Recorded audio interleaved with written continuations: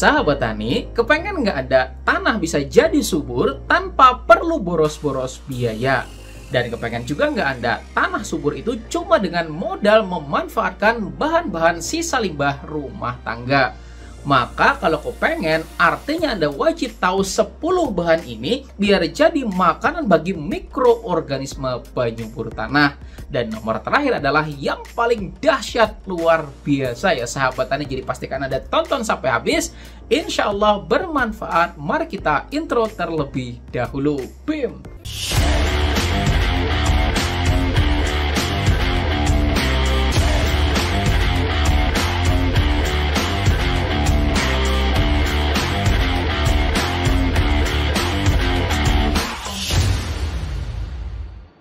Dan sebelum mulai, klik dulu ya tombol jempolnya. Mudah-mudahan ilmunya jadi makin berkah dan rezekinya jadi tambah banyak lagi. Amin. Dan ini dia 10 bahan sisa limbah rumah tangga sebagai makanan bagi mikroorganisme penyubur tanah. Pertama yaitu nasi sisa. Menurut situs nilai gizi, di dalam 100 gram nasi itu terkandung 40% karbohidrat. Dan karbohidrat sendiri selain merupakan kebutuhan kita buat menunjang aktivitas kita sehari-hari, juga adalah makanan yang luar biasa bagi mikroorganisme tanah. Saya yakin di antara sahabat tani semua gitu kan pasti sering banget punya nasi sisa ya nggak? Baik karena lebihan masak misalnya, atau habis hajatan ya nggak? Kemudian dikasih orang ya nggak? Dan istilah mubazir itu ya sahabat tani, ketika kita memiliki suatu bahan makanan kemudian terbuang gitu aja jadi sia-sia ya sahabat tani. Maka artinya kalau misal nasi sisa itu bisa kita manfaatkan sebagai makanan bagi mikroorganisme, maka tentu nggak bakal jadi mubazir ya nggak? Dan cara pemanfaatannya itu kita bisa taruh aja nasi lebihannya itu dekat sama perakaran tanaman, atau kita juga bisa blender dengan tambahan air dengan perbandingan 1:5 sampai 1:10 gitu ya sahabat tani. Dan air hasil blenderannya itu lalu kita siramkan dekat dengan perakaran tanaman kita. Oke? Kedua yaitu sisa umbi-umbian. Dan umbi-umbian ini bisa singkong, kentang, wortel, dan jenis umbi-umbian lainnya. Dan kasusnya sama ya sahabat tani kayak nasi tadi gitu kan, dimana entah kita masaknya kebanyakan misalnya, atau justru dikasih orang lain tapi nggak kemakan ya sahabat tani, maka manfaatkan aja sebagai makanan bagi mikroorganisme tanah. Dan caranya juga sama ya sahabat tani, kita bisa taruh aja dekat dengan perakaran tanaman, atau lakukan pemblenderan dahulu dengan penambahan air dengan perbandingan 1:5 sampai 1:10, lalu siramkan air tersebut dekat dengan perakaran tanaman kita gitu ya sahabat tani. Mantap. Selanjutnya yang nomor 3 yaitu buah-buahan yang sudah busuk. Dan kasusnya masih sama ya sahabat tani, entah kita tuh beli kebanyakan misalnya, atau habis dikasih orang lain tapi justru nggak kemakan ya sahabat tani, maka pasti lama-kelamaan bakalan busuk dan nggak bisa lagi kita makan ya nggak? Maka daripada jadi sampah, maka cukup taburkan aja dekat dengan perakaran tanaman kita, atau masukin dalam air dengan perbandingan airnya tuh 1:10 sampai 1:15. Lalu airnya tersebut silahkan siramkan dekat dengan perakaran tanaman. Kelebihan buah-buahan dibanding dengan sumber karbohidrat yang sebelumnya tadi ya sahabatan itu, pertama, buah-buahan memiliki kandungan gula yang mana merupakan makanan instan bagi mikroorganisme tanah. Dan lagi buah-buahan juga pasti kaya akan vitamin dan juga enzim, sehingga ketika kita aplikasikan pada tanah selain bermanfaat sebagai makanan mikroorganisme, juga bakalan jadi katalis yang dapat mempercepat pembenahan tanah dan juga sebagai penyubur dari tanaman kita. Oke? Kemudian yang keempat yaitu telur busuk. Nah ini biasanya ibu-ibu gitu kan, entah belinya kebanyakan misalnya, atau justru dapatnya zonk ya nggak sahabat tani, pasti ujungnya kalau dapat kayak gitu pengennya ngebuang ya enggak. Nah daripada nggak bermanfaat gitu ya sahabat tani ya kan, maka jadikan sebagai bahan baku dalam pembuatan pupuk asam amino. Cukup tambahkan beberapa helai daun pepaya, Kalau ada kulit nanas lebih baik lagi ya sahabat tani, kita tambahin juga. Lalu tambahkan juga sedikit gula, kemudian sedikit cuka apa perasan jeruk misalnya juga nggak jadi masalah gitu kan. Dan terakhir tambahkan juga air kolam ikan atau pakai air hujan juga boleh gitu ya sahabat tani. Nah, sederhananya tinggal kocok aja gitu ya sahabat tani, kemudian biarkan itu terfermentasi selama 5 hari pada panas terik. Maka telur busuk tersebut bakalan jadi pupuk asam amino yang selain bisa suburkan tanaman kita, juga bisa jadi makanan luar biasa bagi mikroorganisme tanah. Yang kelima yaitu ampas minum minuman, entah itu teh atau kopi misalnya, itu bisa ya sahabat tani. Nah, tinggal taruhkan aja langsung dekat dengan perakaran tanaman kita, atau bisa juga ya sahabat tani sebagai campuran dalam pembuatan pupuk organik cair. Maka ketika kita jadikan campuran tersebut, maka bakalan jadi sumber nitrogen bagi mikroorganisme dan juga jadi antioksidan yang luar biasa buat kesehatan dari tanaman kita. Mantap. Kemudian yang nomor 6 yaitu potongan sayur dan juga kulit buah-buahan.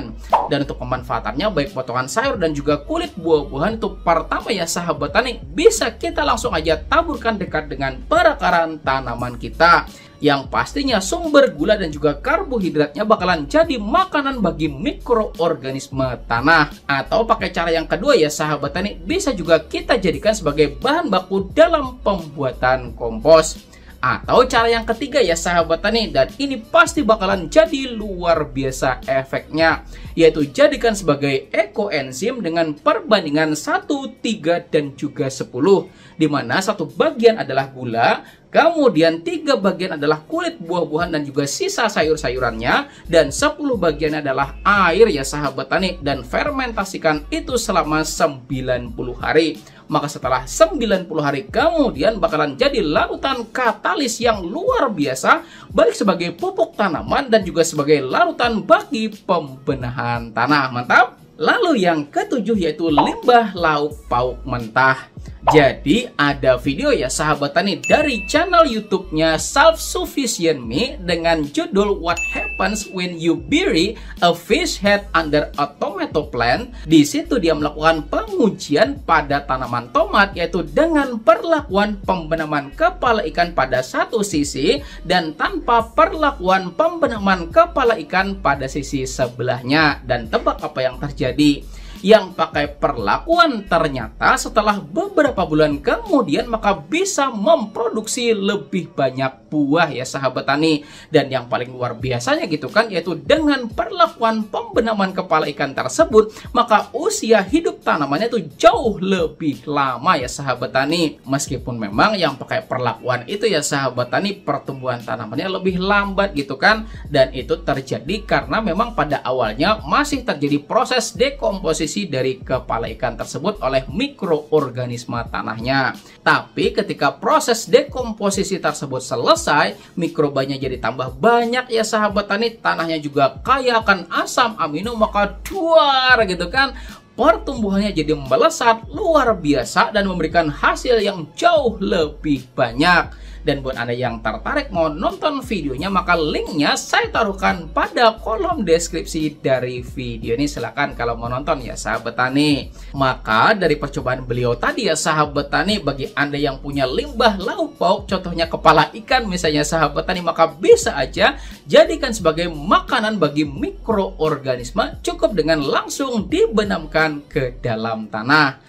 Atau bisa juga jadikan sebagai bahan baku dalam pembuatan pupuk organik asam amino secara langsung. Dan tutorialnya silahkan tonton pada video yang ini. Cukup dengan melakukan penggantian bahan keong menjadi bahan limbah-limbah ikan gitu ya sahabat tani, oke? Lalu yang ke-8 yaitu limbah minuman sisa. Dan ini tuh contohnya air kelapa. Misal kita beli kebanyakan, airnya basi gitu ya sahabat tani, nggak keminum misalnya. Kemudian kita bikin sirup tapi nggak habis minumnya sahabat tani. Atau misal kita bikin jus buah misalnya, tapi juga nggak habis minum ya sahabat tani. Atau bahkan beli susu UHT yang langsung seliteran misalnya, yang gede gitu ya sahabat tani, habis dibuka lupa masukin kulkas ya nggak sahabat tani, akhirnya basi ya nggak. Nah, semua itu daripada kebuang mubazir, maka cukup tambahkan air dengan perbandingan 1:10 sampai 1:15. Lalu kita bisa siramkan dekat dengan perakaran tanaman kita, maka bakalan jadi makanan luar biasa bagi mikroorganisme di dalam tanah. Kemudian yang nomor 9 ya sahabat tadi itu air rebusan karbohidrat. Misalnya Anda mau rebus jagung gitu ya sahabat tadi. Nah, airnya tuh jangan dibuang gitu aja gitu kan, tapi jadikan sebagai makanan bagi mikroorganisme tanah. Bahkan air rebusan kentang itu paling sip ya sahabat tani. Karena gini, bagi Anda yang pernah misalnya bikin PDA atau potato dextrose agar, nah dalam pembuatan PDA tersebut ya sahabat tani sebagai media perkembangbiakan mikroorganisme pada laboratorium itu menggunakan air rebusan kentang sebagai salah satu bahan bakunya. Maka nggak ada salahnya ya sahabat tani bagi Anda yang habis merebus karbohidrat misalnya, daripada airnya kebuang gitu aja nggak jelas gitu ya sahabat tani, maka mending siramkan dekat dengan perakaran tanaman kita biar jadi makanan bagi mikroorganisme tanah. Dan yang nomor 10 ya sahabat tani, dan ini pasti keinginan semua orang, yaitu apa? Campur aja 9 bahan yang udah saya sebutin sebelumnya gitu ya sahabat tani. Mantap apa mantap banget ya enggak? Nah, jadi saya mau cerita gitu ya sahabat tani, saya tuh tinggal di komplek gitu kan, dan depan rumah saya itu ada tanaman cabai di polybag gitu ya sahabat tani. Nah, bayangin coba, tanaman saya itu usianya udah 1,5 tahun gitu ya sahabat tani, tapi masih aja produktif gitu kan. Dan bisa ketebak nggak kira-kira rahasianya apa?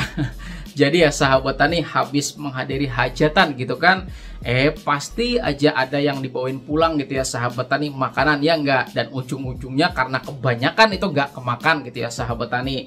Kemudian kadang juga habis saya kunjungan ke lapangan gitu kan, kadang petani ngasih saya bekal gitu ya sahabat tani, baik buah-buahan juga sayuran gitu kan. Pas dibawa pulang ternyata enggak kemakan gitu ya sahabat tani karena kebanyakan gitu kan. Lalu kadang juga anak saya gitu ya sahabat tani, kebetulan ada yang masih usia tuh 2 tahun ya sahabat tani, dan suka banget minum minuman susu UHT kotakan gitu kan. Belum habis sudah nggak mau lagi ya sahabat tani. Nah, jadi semua itu daripada jadi limbah mubazir ya sahabat tani, maka mending saya siramkan dekat dengan perakaran tanaman. Dan apa yang terjadi coba? Cabai depan rumah itu ya sahabat tani masih aja produktif, bisa berbuah gitu kan. Jadi artinya buat Anda yang udah punya jiwa gado-gado, yang udah pengen nyampur semua bahan yang udah disebutin tadi, maka silahkan aja dicampur gitu ya sahabat tani, boleh kok. Dan insya Allah efeknya pasti bakalan luar biasa pada tanaman Anda, oke? Maka silahkan ya sahabat tani, klik tombol jempolnya dan juga bagikan video ini biar yang lainnya juga mendapatkan informasi bermanfaat ini. Dan di samping sini ada 2 video yang saya rekomendasikan untuk Anda pelajarin. Insya Allah akan semakin tambah pengetahuan Anda. Saya Rizal Ansar, saya akhiri dan ucapan wassalamualaikum warahmatullahi wabarakatuh.